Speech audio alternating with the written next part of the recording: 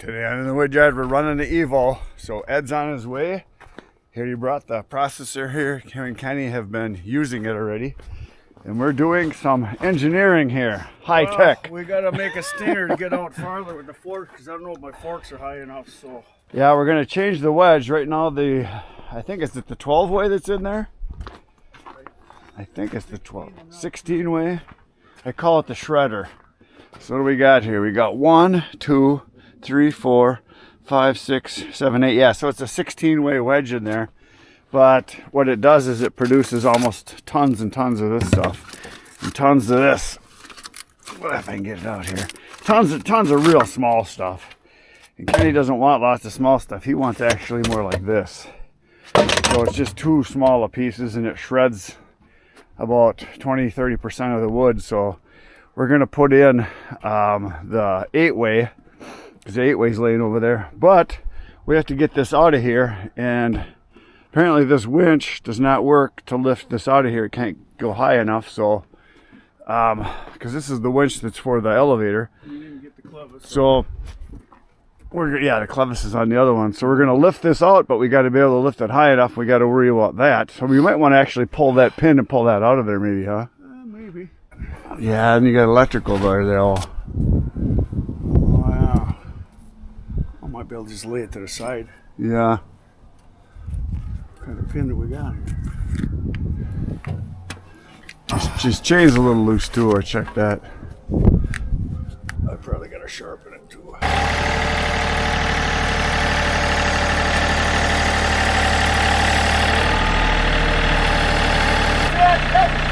Straight up. Go down a little. Go down a little. Go down. Go down. Go down.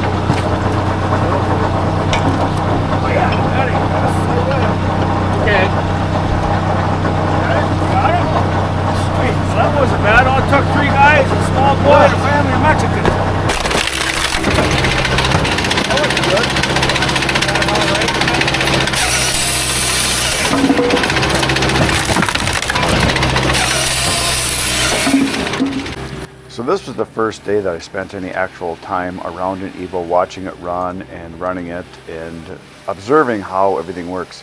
Very, very nice machine. I like the design as far as having the elevator, the way it is out the back folding, how it's towable. There are things about it though that I found that after watching and seeing how it runs that there's issues. That's one of them right there. You cannot get at the splitting chamber. Ed is not a small guy and he has a very hard time getting in there. And you need to be able to get in your splitting chamber because you're going to have issues. You're going to have pieces stick. You're going to have them go sideways. You're going to have that happen. You just can't get in there, and that is a major, major flaw in my opinion. But the way the machine runs, when it's running, if you get perfect wood and it's not an issue, it's a nice, fast machine. The saw cuts fast. There's some issues with feeding the logs in. They get caught if you get any little pieces that are sticking out. You know, if you get a knot or something, a limb that's not trimmed off, it'll catch on the edge and you can't get it to feed in. It can't caught all the time. So there's not enough clearance on the edge. So that was an issue a lot as I watched. The wedge, very hard to change. You saw that in the beginning. Not easy at all to get a wedge in and out. That's an issue. The elevator is extremely noisy. It clatters all day long, so it starts to get to you after a while. But it's a nice fast elevator, and it cleared the wood out pretty good. But when we were running small wood like this, it really wasn't an issue. But I know Ed has told us that when he's running bigger wood, it won't clear it out fast enough, and it starts billowing out. It doesn't suck it up fast enough. The speed is great. That's really nice. But the way the control panel is, where you're operating the operating station, it's just not user friendly in my opinion, and I think that's what a lot of other people have said too, is you cannot get at the splitting chamber. And you know, the whole idea is that you shouldn't have to, but you do. It's just a fact. You're going to get wood that doesn't cooperate, and you're going to have to try to get at it. What else can I say? The live deck, nice that it folds up, and you'll see that in the video here, where you could fold it up so you can clear out logs that fall through. But you can see how Ed's struggling there, and the deflector right there, his hand was on. We're trying to clear it out because stuff was getting jammed up and it wasn't going through, so we're just trying to clear it out. But that deflector on the right side of the screen right there, to keep you safe, we ended up taking it off because you just can't get at the splitting chamber to clear it out and to fix issues that do happen. It's just a fact. I like the elevator being open underneath, so if you build a pile up really big, you're not going to have pieces get jammed in there. But again, there you can see how he's struggling. Just to get one little piece out, you just cannot get at it. And if you operate all day long, you just start to get mad because you can't reach anything. So that's an issue. The speed is great. Like I said, the wedge designs are very nice. The 8-way works really good. The 16-way just shreds everything. But we had small pieces here, so we raised the wedge up, and pretty much we're just doing single splits, which is kind of what Kenny wants. He didn't want any real small slivers. But there you can see how stuff happens, and you got to get back in there, and it just becomes an issue. And that's true really of any processor, though, is that you're going to have pieces that will pop up on you. They're going to squirt out left or right. In my opinion, the push plates that are on almost all processors are not grippy enough. Those little buttons they have on there really don't do much. If you get a crooked cut, it's going to shoot up on you, and it does happen. I think something more like the Wolf Ridge has on their splitters, with a diamond plate or some type of a pattern that is going to grip the wood so it can't slide up and shoot out on you, because that happens a lot. And you got to end up reaching inside, you got to flip your pieces. And if you had something more aggressive, I think it wouldn't shoot up on you. So that's one of those things that just happens. But overall, very nice processor. But again, for the price it should be. There's a lot of people that like the Evo for its speed, but user friendliness is not super high. We had a lot of issues with pieces where Ed had to reach in with the most important piece of equipment that comes with the machine is a picaroon. You got to be able to reach in there and turn pieces and grab pieces, and he had to hold pieces all the time because they weren't feeding in right on the edge there. They were constantly getting caught on the edge of there's a plate that holds the bar, and it would hit and not allow the bar to go through the piece. I edited a lot of it out because it happened a lot, where he had to reach in and pull. And there might be some in here that I left. But I had the camera running basically for 6 hours, 7 hours, something like that. And I tried to edit this down to like an hour and a half of footage.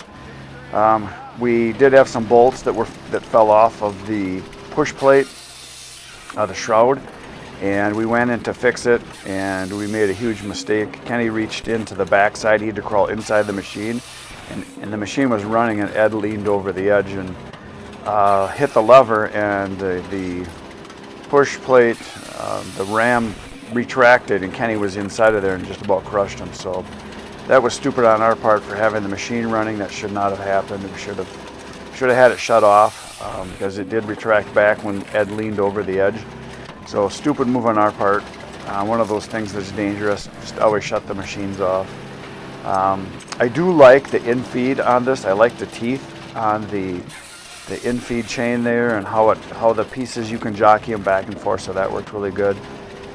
But on the inside, right where the bar comes down, there's a plate, and it constantly kept getting hit, and it stopped the bar from coming through. So it's either too tall, or it just needs some type of a little deflector so that you don't have that happen. So that was an issue a few times. The quickness, though, of the cut on this is pretty dang nice. And Ed said he had actually slowed it down because it was too fast. And he said it's actually better now. Oh, the other thing is the live deck's extremely high. Kenny, that's his maximum reach right there. The live deck is actually very high compared to a lot of other processors. And Kenny said he couldn't really tip the forks in because you got that bar across, and he's at his maximum lift. I mean, he got it to work, but if it was any higher, it out would be tough. And maybe for a skid steer, it wouldn't be an issue, but if you've got a small tractor or something that doesn't reach really high, it's definitely going to be an issue because he was at his maximum for what he could lift. And luckily, we were running small logs, so he could roll. We had to roll a lot of them off because they wouldn't go. He was at the maximum lift of what he could do. Right here, you can see Ed reaching in to get the cookie, fighting, trying to get it. And, oh, that's the other thing. A lot of times 2 logs would fall in, so we have to back them out. And that does happen on any machine, but on here, if you had big logs and 2 would fall in, it would be really tough. It would be hard to get them out. These were little ones, so we had an easy time reaching in and actually, well, I shouldn't say easy.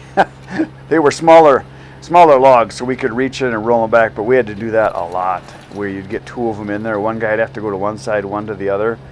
And it's really hard to get in there because there's no easy way to get at the chamber. You can see us fighting that log here. And that happened a lot because 2 logs would fall in on you. There I'm standing right up on top. And I just ended up holding it back so that Ed could advance it. But here again, you can see how everything works. Pretty good push plate stop. I like that, how it works. Not much else to say other than it's fast. It's fast, but it should be. Again, for what you pay for the machine, it should work well. But you can see here, Kenny's right at the maximum. He can't really tip the logs, so we had to do this a lot. We had to crawl up there and manually push the logs off, and he couldn't always empty out his forks with the logs he was putting in there. He had to kind of like hook them on the end and then get it back, and then again, Ed was reaching in all the time trying to straighten the pieces out because they don't fall, because there's no tumbler on this. So if they fall in crooked, you can't, there's no roller system like they have on the 48C or some of the other bigger models. If you get a log that falls in crooked, and these are little ones which are easy to fix, but if you get a big one in there crooked, it's an issue. And these were, like I say, all small ones. So there you go, we're just running the logs. Oh yeah, and Ed has to push them back all the time because otherwise the clamp wouldn't go down or something. I don't know, he had to reach in all the time. So his door was open a lot. I'm trying to see if there's one coming up here where a log wouldn't feed in. There was quite a few of them where there would be a little stub sticking out, and it would get caught on that. The blue plate you see at the bottom of the bar there, that plate sticks out too far, and if you have a little knot or something sticking out, the saw wouldn't go through because the clamp doesn't allow it to move out of the way. But here you can see the live deck logs coming in. The stars are nice on the rollers. If you can get one to fall, you just got to be kind of quick on the draw there to make sure it doesn't happen. But yeah, overall, I mean, it's a nice machine. You can pump a lot of wood out fast. And then with any processor, the facts are is you want good wood. The straighter the logs, The fewer the knots, the fewer the pegs sticking out on there from untrimmed branches, the better. There's no place to sit either, so that's, that's standing all day long, it's an issue. You're going to want a chair or something because there's no really comfortable place to be. But the thing is, even with a chair if you had a chair, you wouldn't be sitting very much because you're constantly reaching in, so you're almost better off just standing all day. But fast machine, towable, because it's around 10,000 pounds, I think, so pretty much any truck could tow it. So it's very mobile, which I like way better than the big machines. And all the companies, that whether it's an Easton made or a Multi-Tech, the machines that are so big, you're just not going to take them anywhere. Having a mobile machine is humongously important, I think, to be able to go places with it, because you're going to want to go somewhere and go to someone else's wood yard. Uh-oh, there you got one in there. Standing up, that happens. See, if you get a log down underneath, you got to clear that out. He's going to reach in. I think he's going to try to get that out of there. Yeah, the pickaroo, and you use that all the time. And you can see there's just no easy way to get at it.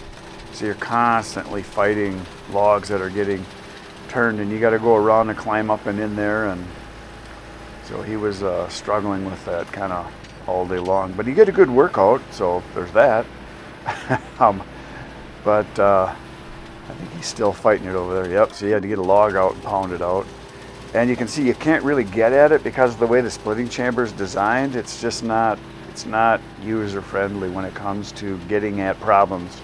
And people should say, well, you shouldn't have problems. Well, yeah, you're gonna though. There goes that log popped up again. Because he's got that piece that's down in front of the wedge there that's causing it to pop up. So you got to try to turn it around like he's doing.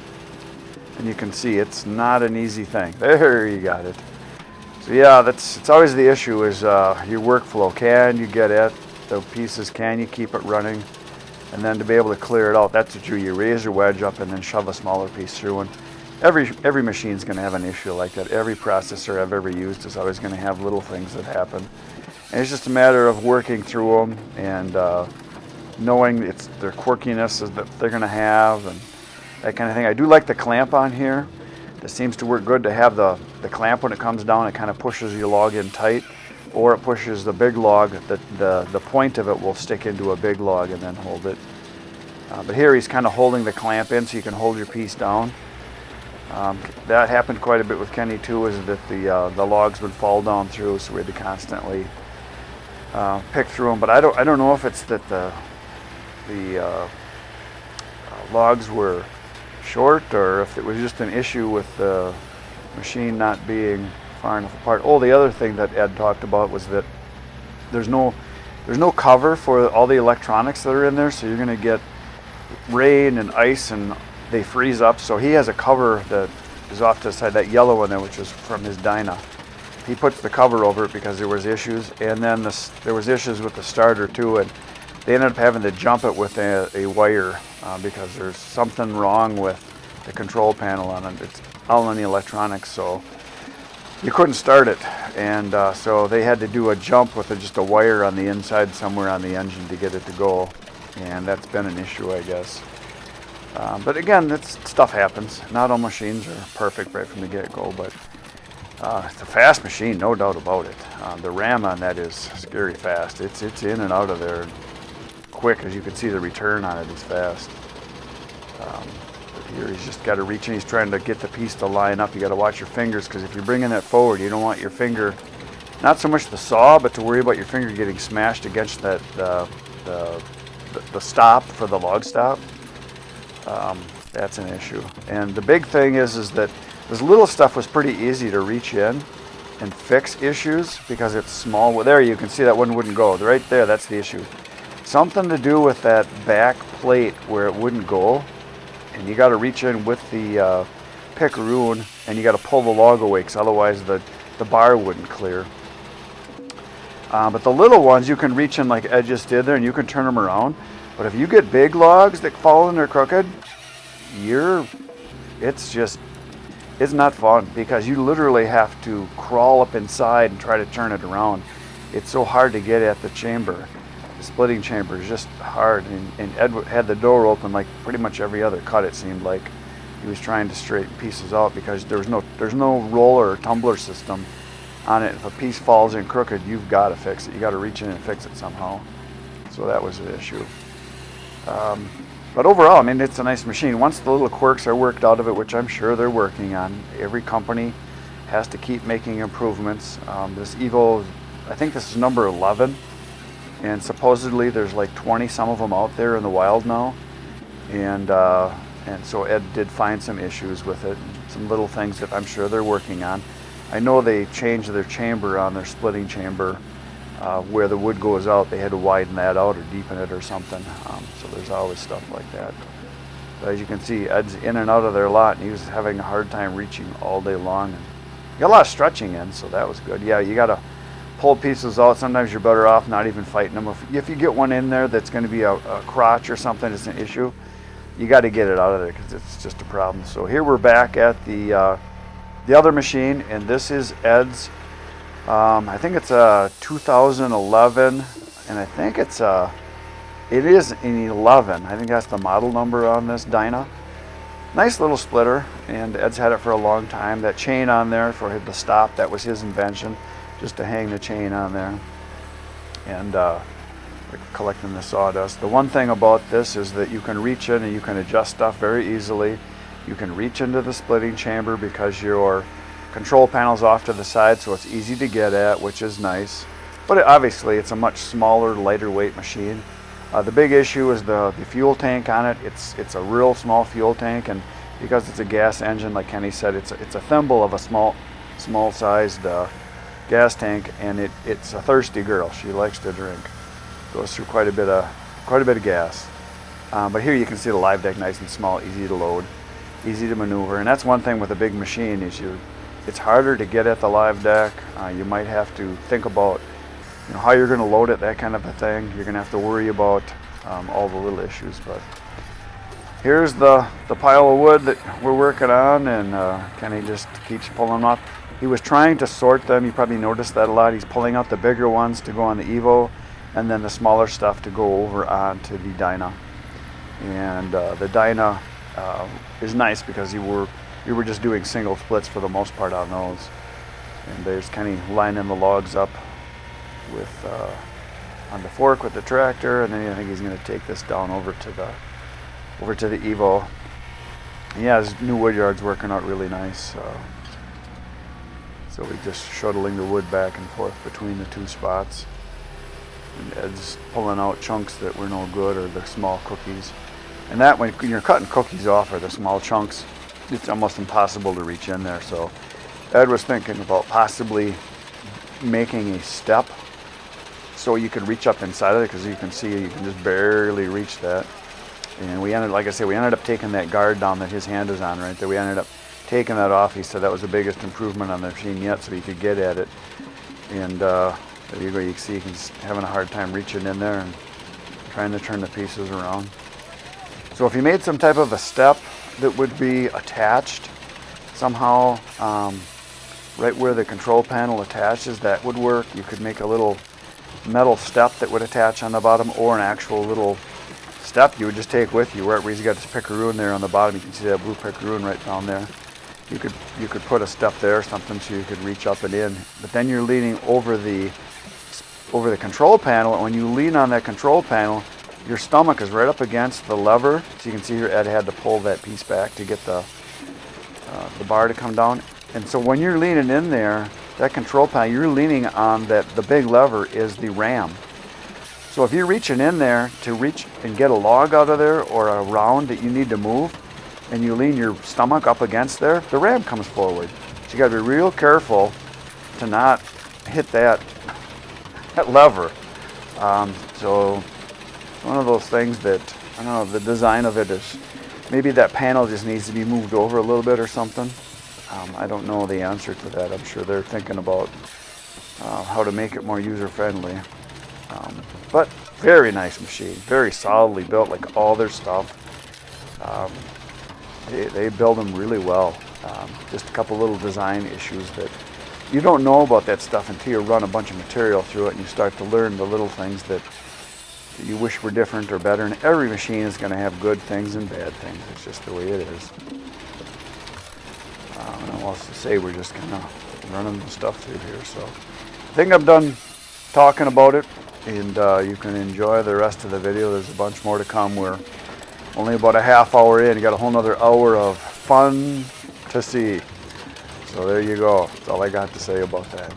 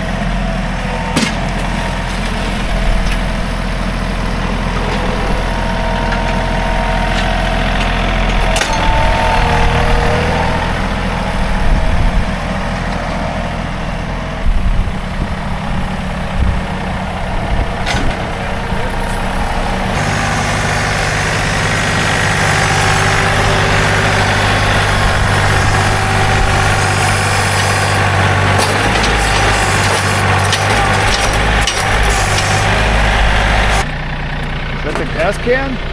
Yeah. It's like a thimble. I know, that's why it runs out of gas all the time. Yeah, it's, probably have to go get another can, go for 10 gallons a day.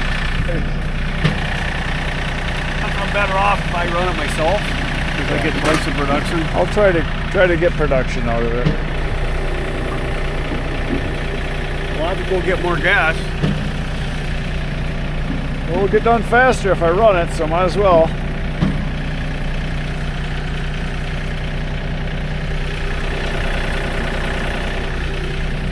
Single split, single Yeah. split, single splits. Yeah.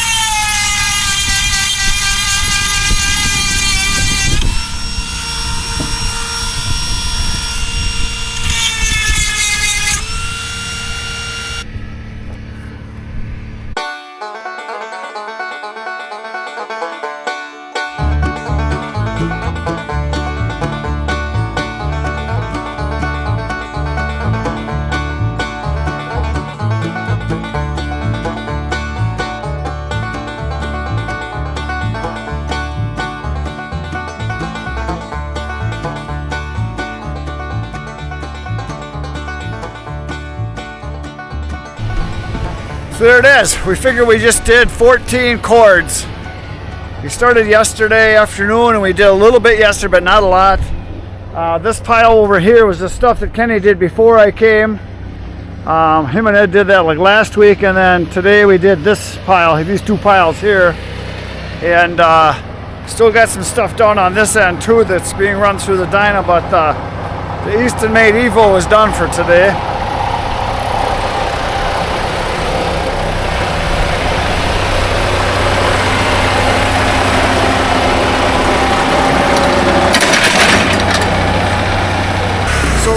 Finishing up the very end here. All that's left is some little bitty ones.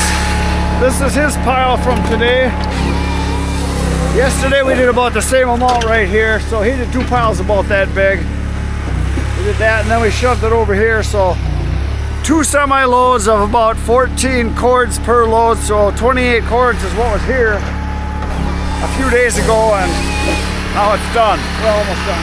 All he's got left is about a half a dozen logs. The Dyna will be shut down too, so Kenny and Ed are putting the Evo away and Ed's gonna tow that home.